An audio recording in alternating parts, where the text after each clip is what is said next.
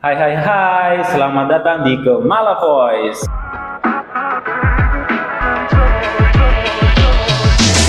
Bersama dengan saya Joshua dan narasumber kita. Saya Desi Rahmawati. Nah, dalam podcast ini kita akan membahas seputar pendidikan dari perspektif yang berbeda. Secara khusus hari ini kita akan membahas tentang rancangan pembelajaran bersama dengan guru-guru Gen Z yang sedang berjuang mendapatkan sertifikasi pendidikan. Nah, kita langsung saja untuk memulai obrolan kita pada saat ini bersama dengan Bu Desi. Nah, Bu Desi, saya punya satu pertanyaan. Ya. Dan pertanyaan utama. Apa itu? Selama ini Bu Desi memaknai tujuan pembelajaran itu seperti apa? Jadi menurut saya tujuan pembelajaran itu seperti GPS. Kalau kita mau pergi ke suatu tujuan, ke suatu tempat, kita tidak pernah pergi ke sana. Tanpa adanya GPS, apakah kita tahu ke arah mana kita pergi? Kalau misalnya tidak ada orang, kemanakah kita akan bertanya? Kan GPS itu kan bisa membantu bagaimana kemana kita pergi untuk sampai tujuan itu. Jadi menurut Bu Desi seperti GPS ya untuk tujuan Iya, pembelajaran itu. Betul sekali. Oke, kira-kira nih peserta didik kita yang sekarang ini itu posisi kemampuannya itu sudah sampai di mana dari tujuan pembelajaran? Wah, kalau berdasarkan kemampuan peserta didik itu macam-macam. Ada yang sudah ahli, ada yang sudah mahir, ada yang rendah, bahkan ada yang perlu dibimbing di dalamnya. Jadi kita perlu menyesuaikan tujuan pembelajaran itu berdasarkan kemampuan peserta didik yang ada di dalam kelas. Oke, apa yang membuat Bu Desi kepikiran seperti itu? Karena misalnya nih di dalam pelajaran matematika kelas 4 itu kan ada materi pecahan. Ya. Nah, saya harap itu di dalam kelas itu tidak hanya materi saja. Mereka tidak hanya paham akan materi yang disampaikan, paham apakah itu pecahan itu seperti apa, tapi yang saya harapkan mereka itu dapat mengimplementasikannya ke dalam kehidupan mereka sehari-hari. Jadi yang terutama itu bagaimana bisa mereka itu mengimplementasikan ya? Iya, dalam jadi kehidupan tidak sehari-hari. hanya buat apa kita belajar materi itu, betul. tapi sedangkan di kehidupan sehari-hari tidak ada. Nah, dengan pemikiran yang disampaikan oleh Bu Desi tadi itu, kira-kira unjuk kinerja yang paling tepat apa? Kira-kira menurut Bu Desi? Tadi kan pecahan ya. Nah, di dalam pecahan itu nanti bisa kita implementasikan sebuah proyek.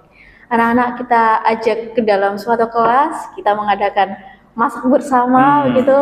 Kemarin itu pernah kita ajak untuk masak nasi goreng itu di dalam. Wah. Nah, di situ teman-teman juga sudah masak, membawa peralatan dari rumah, bahan-bahannya, lalu kita implementasikan kan masak bersama. Lalu mereka berbagi gitu. Di dalam pembagian itu kan juga ada pecahan, misalnya 1 dibagi menjadi 4 orang, itu kan bisa jadi 1/4 gitu. Mereka dapat berapa? Nah, di situ ada keseluruhannya. Jadi di dalam materi itu ada nilai-nilai bisa diterapkan di kehidupan sehari-hari. Nah, bicara tentang proyek atau unjuk kinerja tadi, tentunya pasti nggak jauh-jauh dari yang namanya kriteria penilaian. Nah, kira-kira apa yang menjadi kriteria yang pas untuk penilaian tersebut? Kalau dulu ya kita semasa sekolah itu kan guru-guru itu pasti terpatok pada nilai akhir. Pasti mereka itu hanya memberikan nilai 9, 10, 90, 100 gitu kan, dan kita berebut untuk mendapatkan nilai akhir itu. Betul. Nah, sedangkan saya ini kan karena anak-anak ini memiliki kemampuan yang berbeda dan mereka juga berproses kan di dalamnya. Apakah mereka itu sudah memahami materi atau bahkan sudah mengimplementasikan di dalam kehidupan sehari-harinya. Nah, itu di situ kita juga melihat. Nah, disitulah kita juga mengambil penilaian proses. Jadi tidak hanya di hasilnya saja. Kan kalau hasil cuma dapat nasi goreng dibagi-bagi gitu kan. Nah, tapi kan mereka kan di situ kan juga lihat prosesnya. Apakah mereka hanya sekedar memahami atau sudah mengimplementasikan, menggabungkan antara materi dengan kehidupan sehari-harinya. Nah, di situ. Berarti bicara tentang penilaian itu bukan hanya dilihat dari hasil akhirnya saja. Iya, tidak hanya dilihat dari tapi hasil dari akhirnya. prosesnya. Nah, itu. Oke, jawabannya luar biasa sekali dari Bu Desi. Terima kasih buat jawabannya Bu Desi. Dan untuk berikutnya kita lanjut dari kacamata yang berbeda, dari narasumber kita yang lain. Oke, kita lanjut ke narasumber yang berikutnya.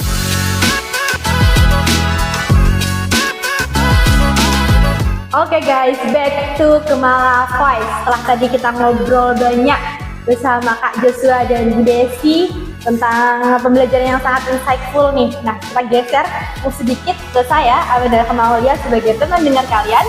Dan kali ini tentunya saya nggak sendirian, saya bersama guru Gen Z yang nggak kalah kece dan kerennya, bersama Kak Flavia. Halo Kak. Halo Amanda. Gimana kabarnya hari ini? Baik. Baik.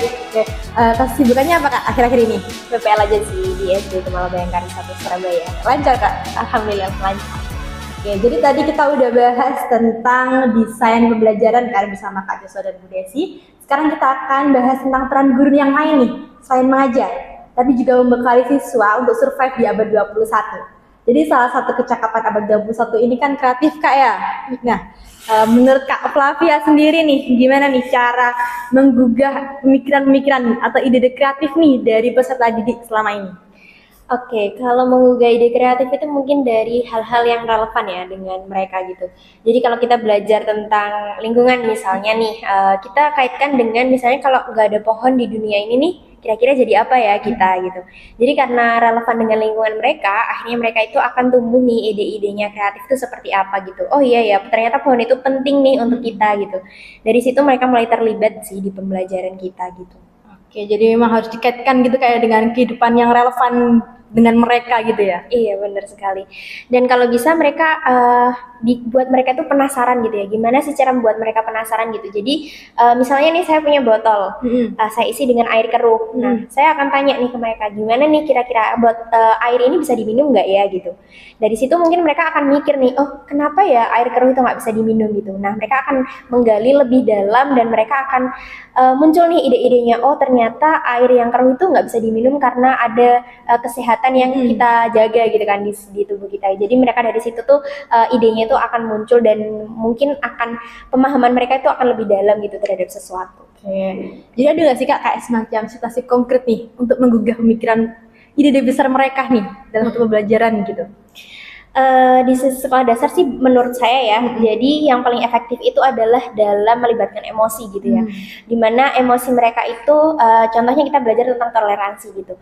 Di toleransi itu, aku kaitkan juga dengan kehidupan mereka, gimana cara mengaitkan toleransi itu adalah dengan cara misalnya nih ada satu kelompok anak yang tidak mengajak temannya untuk berangkat ke kantin. Nah, pasti kan ada perasaan-perasaan yang mereka kayak sedih, marah. Nah, dari situlah kita belajar tentang toleransi gitu. Oh, ternyata itu toleransi itu seharusnya kita lakukan tuh adil gitu kan terhadap sesama. Nah dari situlah mungkin emosi itu bisa tervalidasi dan mereka sudah tahu nih gimana cara mereka untuk menghadapi toleransi tersebut gitu. Oke, jadi emosi itu memang sangat berkaitan erat gitu kayak dengan peserta didik. Cara untuk membumikan pembelajaran gitu ya Kak ya? Betul sekali. Oke nih, selama Kak Fia mengajar nih, ada nggak sih kayak tantangan khusus nih Kak Fia dalam menyampaikan pembelajaran, menyampaikan materi nih kepada siswa gitu? Kalau tantangannya mungkin banyak sekali ya. Ada yang level middle, bawah ataupun kemampuannya lebih atas dari teman-temannya gitu. Tapi bagi saya storytelling sih yang paling penting untuk buat mereka itu efektif gitu pembelajaran gitu. Gimana caranya? Contohnya belajar sejarah nih. Di sejarah itu kan misalnya kita belajar tentang R.A. Kartini nih. Sekarang udah nggak zaman nih kayak belajar cuman R.A. Kartini adalah seorang tokoh perempuan gitu kan yang perjuang pendidikan dan lain sebagainya, itu udah nggak relevan gitu bagi anak-anak sekarang. Bagi saya mengajarkan teks atau storytelling itu adalah dengan pertanyaan pemantik yang pertama.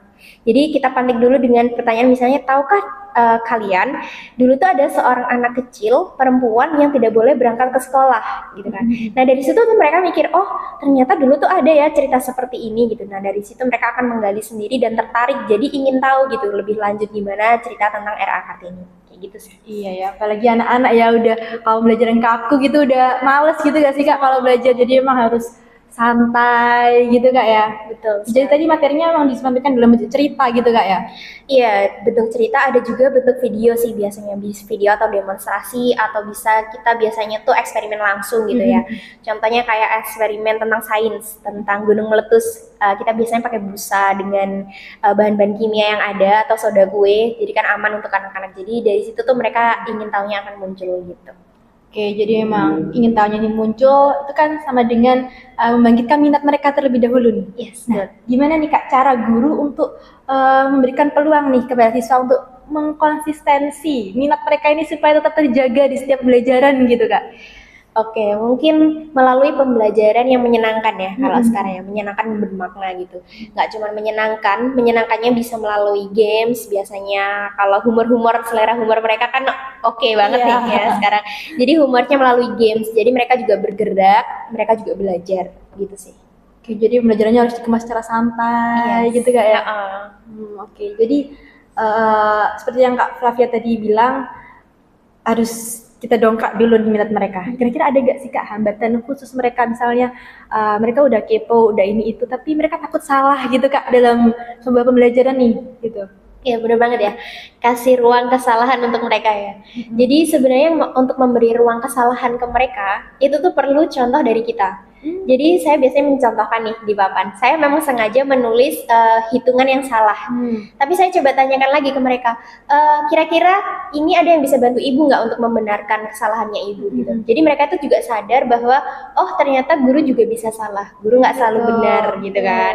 Jadi mereka tuh bisa kayak oh ternyata ada yang guru salah nih, oh berarti guru juga harus belajar dong gitu. Nah dari situ iya, jadi dari situ tuh ruang mereka untuk melakukan kesalahan itu tuh selalu ada gitu, dan juga mereka itu berani untuk mengeksplorasinya gitu, nggak cuman oh salah doang tapi nggak berani eksplorasi kan juga salah ya. Jadi ada kesalahan tapi juga ada berani eksplorasi untuk membenarkan hal tersebut gitu.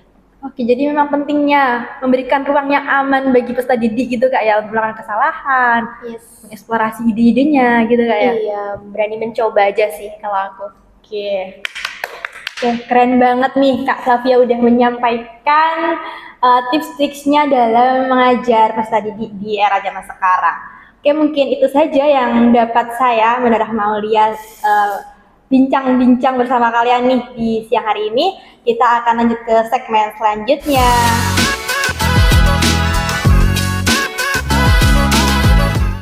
Baik, sekarang ada di segmen ketiga. Perkenalkan saya Bu Amel. Kita geser ke kacamata narasumber kita yang ketiga. Selamat pagi Bu Dia. Pagi Bu Amel.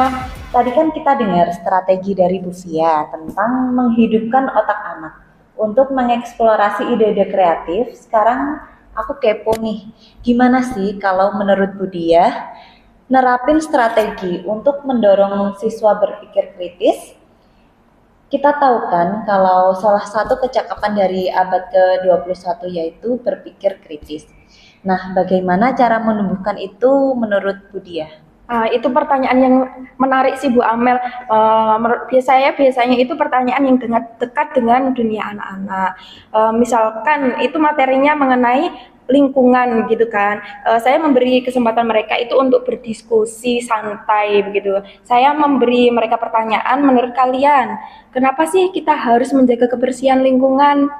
Nah, lalu saya beri mereka tugas kecil seperti mengamati sampah di lingkungan rumah ataupun di lingkungan sekolah. Jadi dari situ mereka biasanya mulai penasaran dan bertanya lebih banyak gitu.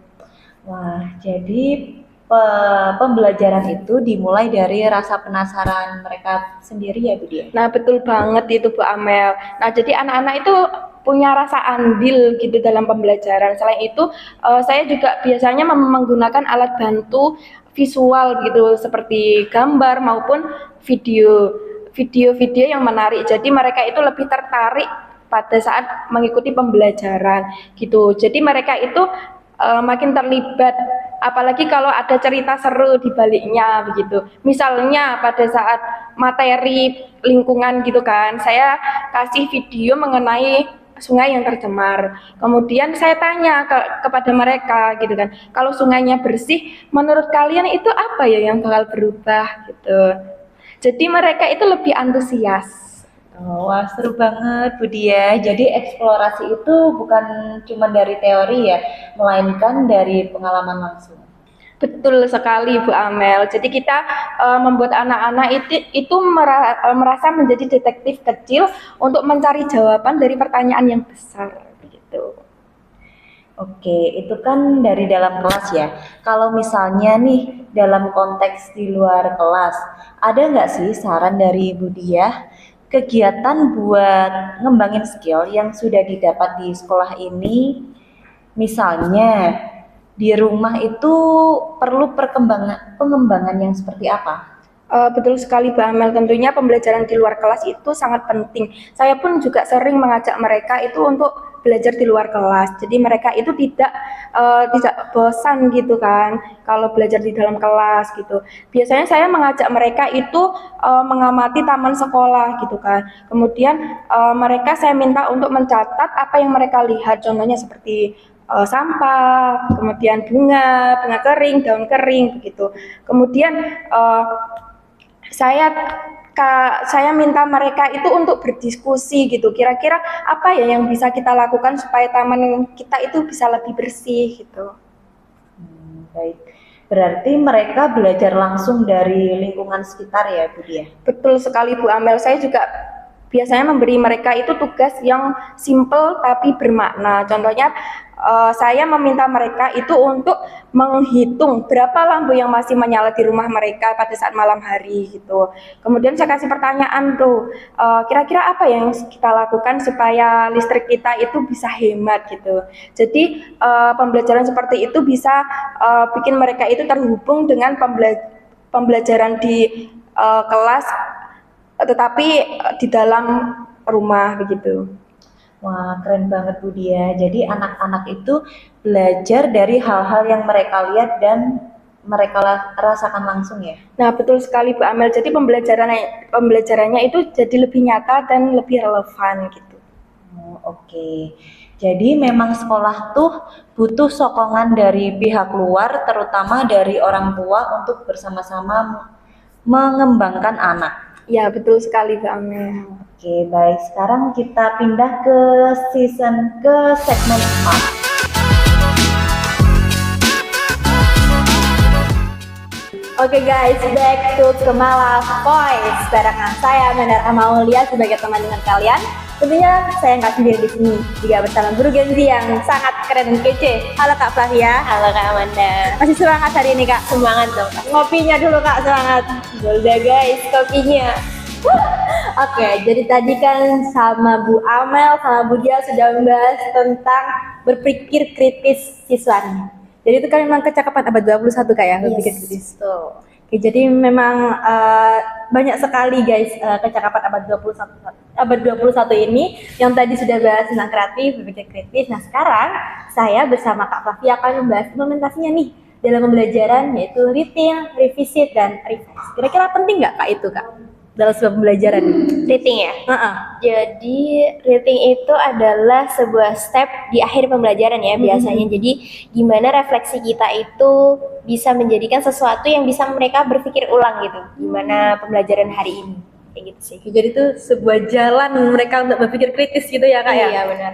Oke, reading sendiri itu kan memikirkan ide-ide penting dalam pembelajaran gitu Kak ya? Nah, cara Kak Flavia dalam mengajar nih gimana untuk membangun mereka supaya memikirkan ide-ide penting itu dalam sebuah pembelajaran? Ini menarik banget ya. Jadi langkah pertama untuk bisa anak-anak itu muncul ide-ide berpikir kritis pastinya adalah memberikan ruang yang nyaman bagi mereka untuk bertanya dan berpikir ulang. Gitu. Jadi misalnya setelah penyampaian materi itu pasti kami selalu memberikan pertanyaan ke mereka dengan pertanyaan seperti reflektif gitu ya, reflektif ke diri mereka tentang bagaimana perasaan mereka belajar hari ini, terus bagaimana kesulitan mereka hari ini, dan bagaimana nih langkah mereka ke depan biar pembelajaran selanjutnya itu nggak kesulitan lagi gitu. Jadi seperti itu tuh memberikan ruang bagi mereka untuk bisa menggali lagi, oh ternyata ada nih kesulitan-kesulitan yang masih mereka temukan. Nah, jadi mereka tuh merasa sendiri gitu kalau ada kesulitan yang harus saya hadapi gitu. Gitu sih. Jadi guru Genzi itu memang sangat memvalidasi perasaan gitu Kak ya? Yes, betul banget dong. Mental health. Oke, berarti nggak langsung dijudge gitu ya Kak ya, kalau misalnya mereka salah gitu, tapi lebih ke arah menggiring mereka nggak sih untuk berefleksi gitu? Yes, betul banget sih. Misalnya juga dalam belajar itu kan perlu yang adanya masukan ya dari siapapun nih. Kita refleksi sendiri lah. Kita juga mahasiswa, kita butuh masukan gitu kan dari dosen. Nah kalau misalnya anak-anak biasanya mereka itu belajar tentang sesuatu dan mereka tuh harus bisa kita pancing untuk mereka itu tahu gitu di mana letak kesalahannya tanpa menjudge tadi kan. Nah, dari gimana misalnya nih aku bikin tugas satu tugas nih ya, poster gitu. Posternya itu tentang misalnya ada bagian-bagian tumbuhan atau misalnya tentang penyerbukan gitu.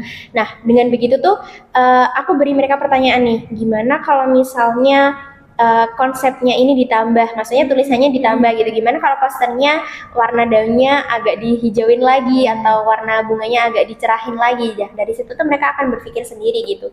Oh, ternyata ada nih sesuatu yang ingin guruku sampaikan lagi. Oh, ingin ditingkatin lagi nih dari sesuatu yang udah aku buat. Nah, dari situ kan mereka pasti berpikir sendiri ya, akan tumbuh gitu. Jadi kayak memberikan umpan balik gitu ya. Betul sekali. Oke, jadi kadang anak sekolah dasar itu kan nggak tahu ya, kayak revisi itu penting nggak sih, kayak gitu loh. Nah, di sini nih sebagai Kak Flavia sebagai guru sendiri tuh gimana ya caranya untuk meningkatkan produk karya-karya mereka nih melalui revisi-revisi yang diberikan gitu, Kak? Iya, benar banget sih ya. Sekolah dasar tuh nggak kenal revisi kayak kita ya. Oke, jadi anak itu seringnya mikir kalau tugas selesai ya udah selesai gitu kan. Dinilai selesai kan. Iya, nah, kebanyakan sebenarnya kalau di kurikulum Merdeka ini kita tuh ada yang namanya umpan balik bermakna. Jadi setelah selesai kita tuh harus melihat tugasnya mereka lagi, tapi bukan tentang nilai, tapi gimana caranya bahwa umpan balik yang kita berikan itu bisa membangun mereka, gitu ya. Contohnya, wah gambar kamu tuh bagus banget gitu. Tapi gimana kalau misalnya ditambah lagi nih penjelasannya gitu kan. Jadi mereka tuh bisa berpikir lagi gitu, nggak cuma tentang oh aku dapat nilai 90, 100 gitu kan, mereka kan puas gitu. Tapi nggak tentang itu. Gimana kalau misalnya aku tambahin sesuatu yang bisa biar mereka itu bisa membangun pemahaman mereka lagi gitu. Jadi seperti itu sih umpan balik. Jadi kayak ngembangin konsep yang udah mereka punya gitu ya, Kak ya. Oke. Jadi revisinya tuh emang harus spesifik gitu kayak supaya mereka bisa tahu apa sih ya hal yang harus aku perbaikin gitu. Iya sih, biasanya umpan balik itu lebih ke spesifik, lebih ke pemahaman mereka tuh sampai mana gitu. Kita kan juga bisa menilai dari situ gitu. Nggak cuma tentang angka yang kita kasih, tapi kita juga bisa ngasih pemahaman yang lebih dari itu gitu sih. Tapi dalam sebuah pembelajaran tuh kan misalnya apakah guru saja nih Kak yang ngasih revisi gitu? Oh iya, lupa nih nyampein. Karena revisi itu tidak harus dari seorang guru ya. Jadi karena kita sama-sama belajar di kelas, ada teman sebangku atau teman sekelas itu yang bisa memberikan umpan balik juga nih ke temannya. Contohnya posternya, aku akan kasih pertanyaan panduan ke temannya untuk menilai sesuatu. Contohnya gini, kamu suka nggak poster aku gitu? Bagian mana nih yang kamu suka gini? Bagian mana ya kira-kira yang kurang menurut kamu? Nah, seperti itu. Jadi bukan menilai yang benar-benar menilai ya, bukan peer assessment yang benar-benar kayak menilai 80, 90, tapi juga menilai mana nih bagian yang disuka temanku, mana yang enggak gitu. Jadi mereka bisa menyesuaikan dan bisa melihat karyanya itu di sudut pandang orang lain gitu. Oke. Jadi anak-anak ini ternyata bisa diajak kerja sama gitu ya? Iya, benar banget. Harus dilibatkan dalam setiap proses pembelajaran gitu. Oke, jadi nih Kak, setelah direvisi nih karya-karyanya, ada nggak sih kayak semacam segmen nih buat mereka merenungkan karya itu tadi gitu? Kayak, kayak ada segmen untuk mereka, kita tanyain sesuatu ya berarti. Biasanya sih saya setelah refleksi itu akan saya lihat nih, mana kira-kira refleksi yang memang dibutuhkan untuk kita diskusi bareng gitu. Jadi ngobrol bareng ya istilahnya, kalau ngobrol, kamu kenapa tadi sedih gitu, kira-kira kesedihan kamu ini bisa nggak kalau di pembelajaran selanjutnya kita hilangi, kita kurangi lah seenggaknya. Gimana caranya biar kamu nggak sedih gitu. Pasti kan mereka sudah tahu sendiri nih langkahnya. Misalnya saya sedih karena saya nggak bisa membantu teman saya Bu gitu. Jadi kan mereka sudah tahu nih, oh ternyata mereka sedihnya memang karena sesuatu yang mereka jalankan sendiri, mereka lakukan sendiri. Jadi mereka bisa merevisi itu dengan baik gitulah, step-stepnya gitu. Oke, jadi emang nggak hanya terpacu sama nilai-nilai tadi, tapi juga proses mereka untuk belajar gitu ya Kak ya? Benar banget. Oke Kak, jadi emang dalam sebuah kurikulum merdeka itu kan bukan hanya nilai-nilainya saja, tapi juga proses belajarnya mereka. Nah kira-kira nih Kak, ada nggak sih kayak semacam tips dari Kak Flavia nih untuk refleksi belajarnya itu seperti apa? Oke, jadi headline-nya adalah, karena yang tadi sudah dibahas ya di segmen 1 bahwa kita tuh butuh GPS untuk sampai ke tujuan pembelajaran gitu. Jadi belajar itu adalah sebuah proses perjalanan gitu kan. Jadi karena kita perjalanan, jadi pasti ada salahnya, pasti ada kelirunya, belok ke kanan lah, belok ke kiri itu pasti ada salahnya. Maka karena belajar itu proses, jadi kita harus kasih ruang mereka dengan jurnal-jurnal kecil untuk refleksi mereka gitu. Jadi kita catat nih jurnalnya. Oh, ternyata step mereka dari mulai kelas 1, kelas 2, kelas 3 itu ada stepnya sendiri. Jadi jurnal itu tuh menurut saya jadi jurnal buku penting gitu untuk refleksi mereka. Jadi per anak itu ada jurnal-jurnal itu yang kita bisa tahu, bisa tracking lah gimana pembelajaran mereka sampai mana, pemahamannya sampai mana gitu. Oke, jadi nggak cuma tentang bagaimana mereka bisa selesai, tapi juga bagaimana sih perkembangan mereka dalam melaksanakan tugasnya gitu ya Kak ya. Oke, kata-kata hari ini guys, belajar adalah sebuah proses. Itu aja mungkin yang bisa Kak Flavia sampaikan yang sangat insightful pada segmen hari ini. Kita lanjut ke segmen selanjutnya. Bye.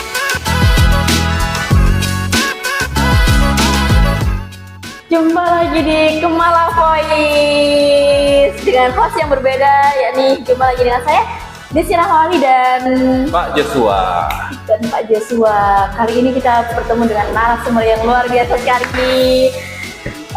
Bagaimana kabarnya Pak Joshua? Ya, alhamdulillah kabar baik, Bu. Oke, tadi kita itu sudah beberapa segmen itu sudah membahas banyak hal gitu. Setelah membahas 3R di segmen sebelumnya, kita bakal ngobrol bagaimana caranya mendesain pembelajaran di sekolah dasar supaya anak-anak itu gak cuma belajar tapi juga bisa menilai diri mereka sendiri. Tapi kita hari ini adalah exhibit dan evaluate. Udah penasaran kan? Yuk kita langsung belajar nih sama narasumber yang luar biasa. Nah, langsung saja ya Pak ya. Topik kita kali ini tentang exhibit dan evaluate. Mulai dari pertanyaan pertama. Bagaimana sih caranya untuk membimbing peserta didik dalam menilai diri dan evaluasi diri serta penyesuaiannya? Nah, ini pertanyaan yang sangat penting sekali, Bu Desi. Nah, penilaian itu seperti melatih anak-anak untuk jujur terhadap diri mereka sendiri. Oke, contohnya di akhir proyek itu saya suka memberikan rubrik sederhana kepada anak-anak, kayak misalnya saya bertanya kepada mereka, menurutmu seberapa puas kamu dengan hasil gambar yang kamu sudah buat? Dan kemudian kalau belum puas, apa yang perlu kamu perbaiki? Jadi sebenarnya rubrik ini nggak perlu yang terlalu rumit, jadi cukup dengan skala yang sederhana juga. Kita bisa berikan contohnya dari skala 1 sampai 5. Atau kita juga bisa memberikan gambar senyum dan sedih. Oh, jadi bisa mengekspresikan emosi mereka juga ya di dalamnya. Iya, betul sekali. Luar biasa sekali. Berarti mereka itu belajar untuk mengukur kemampuan mereka sendiri gitu ya? Iya, betul sekali, Bu. Dan setelah mereka menilai diri mereka sendiri, saya biasanya untuk mengajak untuk mereka ngobrol santai seperti, oke, kalau kamu kasih nilai 3 untuk gambarmu, kira-kira apa rencanamu supaya jadi 4 dan 5? Jadi mereka itu nggak cuma menilai diri mereka sendiri, tapi bagaimana mereka juga bisa berpikir apa langkah berikutnya untuk mereka bisa mengembangkan diri mereka. Wah, seru banget. Jadi mereka diajak untuk lebih aktif dan nggak takut salah sekali. gitu ya. Wah, jadi mereka lebih asik untuk mengekspresikan begitu ya. Ya, dan itu kesempatan mereka untuk buat belajar dan bukan sesuatu yang sebenarnya harus ditakuti buat mereka. Keren banget ini. Lanjut ke pertanyaan kedua nih ya Pak ya. Kalau evaluasi diri di akhir itu, bagaimana caranya anak-anak dilibatkan untuk mengidentifikasi diri mereka, menetapkan tujuan dan punya semangat belajar untuk ke depan? Oke, nah untuk evaluasi ini, evaluasi diri di akhir ini biasanya saya pakai di akhir tema atau mereka mengerjakan sebuah proyek besar. Misalnya setelah mereka menyelesaikan karya tulis tentang hewan peliharaan, saya ajak mereka untuk berdiskusi. Nah, saya memberikan pertanyaan sederhana kepada mereka. Seperti pertanyaannya, apa bagian yang menurutmu paling kamu sukai? Apa yang kamu rasa masih perlu belajar lebih dalam lagi? Nah, dari situ saya bantu mereka untuk membuat semacam tujuan kecil. Jadi kayak, oh berarti kedepannya kamu perlu belajar lebih banyak tentang struktur kalimat. Nah, seperti itu. Oh, jadi dari belajar itu mereka mulai paham kekuatan dan kelemahan mereka sendiri gitu ya? Ya, benar sekali. Dan selain itu, saya juga suka untuk memberikan mereka sebuah tantangan. Contohnya, coba tulis satu hal yang kamu ingin capai di tema berikutnya. Misalnya, kamu pengen lebih percaya diri waktu presentasi. Nah, dengan cara ini, anak-anak jadi punya motivasi untuk belajar karena diberikan sebuah tantangan. Wah, keren banget ini. Anak-anak jadi punya goals yang jelas gitu ya. Betul sekali. Pertanyaan terakhir nih, Mas Buni, pertanyaan terakhir. Gimana caranya kita bantu anak-anak untuk melihat apa yang sudah mereka pelajari dan apa yang masih perlu diperbaiki? Nah, ini biasanya saya lakukan dengan ada yang namanya portofolio.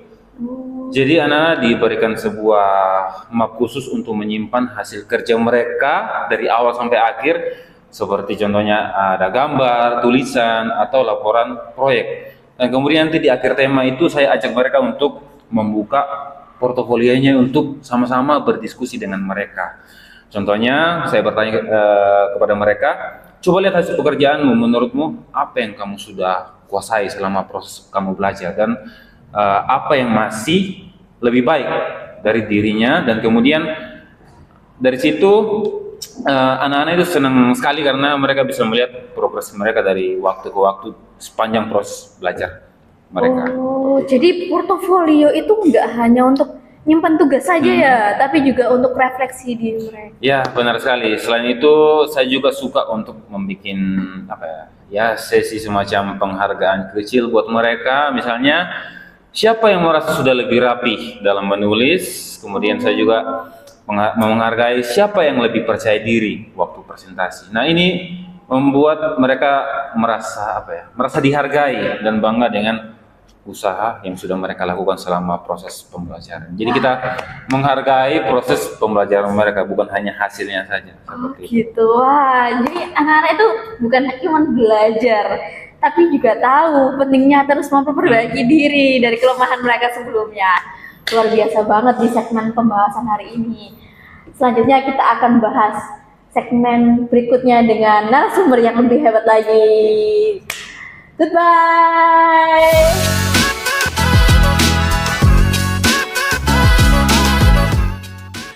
Oke, kembali lagi di Kemal Voice di segmen yang berikutnya bersama dengan Bu Amel. ya, dan saya Jimmy host Pak Joshua. Nah, kita kan tahu bahwa setiap anak itu memiliki keunikannya masing-masing dalam belajar. Iya, Pak. Nah, kira-kira bagaimana cara kita untuk mengakomodasi berbagai kebutuhan, perkembangan, gaya belajar, pengetahuan sebelumnya, dan minat peserta didik? Bagaimana menurut? Ya, benar banget Pak Jos. Setiap anak punya cara belajar yang berbeda-beda.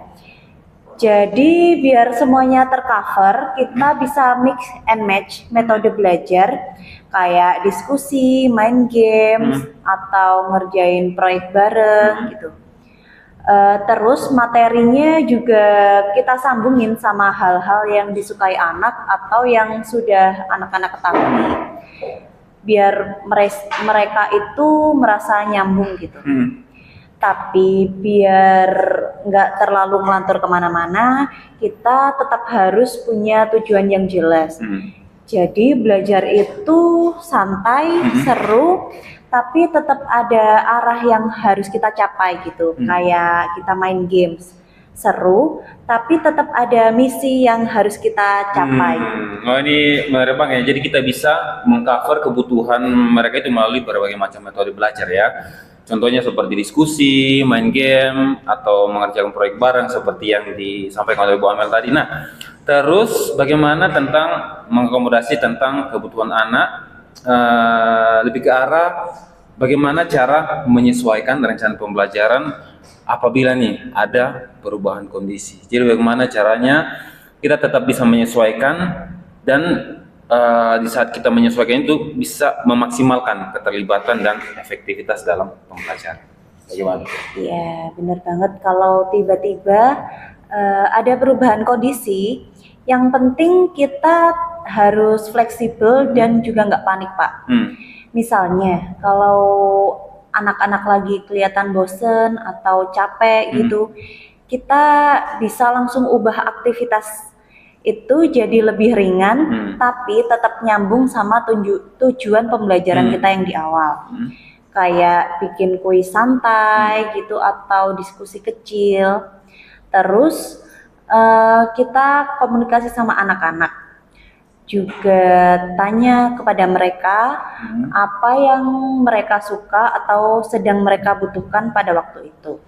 Jadi kita tetap bisa menyesuaikan rencana pembelajaran tanpa kehilangan arah pembelajaran, dan juga mereka tetap semangat untuk mengikuti pembelajaran pada hari itu gitu. Intinya kita jangan kaku, tapi kita tetap punya tujuan yang jelas gitu, Pak. Oke, berarti kalau misalnya nih ada perubahan kondisi, yang penting kita tetap fleksibel dengan menyesuaikan aktivitas jadi lebih relevan dan menarik. Jadi sambil tetap fokus juga pada tujuan dan melibatkan anak-anak secara aktif. Ya, Oke, betul. terima kasih jawabannya Bu Amel. Ya, sama-sama Kak Ya. Jo. Oke, sekarang kita akan lanjut lagi ke segmen berikutnya bersama dengan narasumber kita.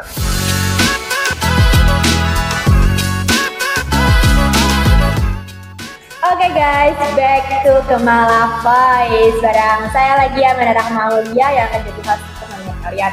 Nah di sini saya nggak sendirian, tentunya saya bersama narasumber yang keren dan kece. Halo Budia. Hai Amanda. Oke, tadi kan kita sudah sama Pak Joshua dan Bu Amel. Sekarang kita geser ke Budia. Kita tadi sudah membahas tentang mengakomodasi gaya belajar peserta didik yang banyak gitu kan.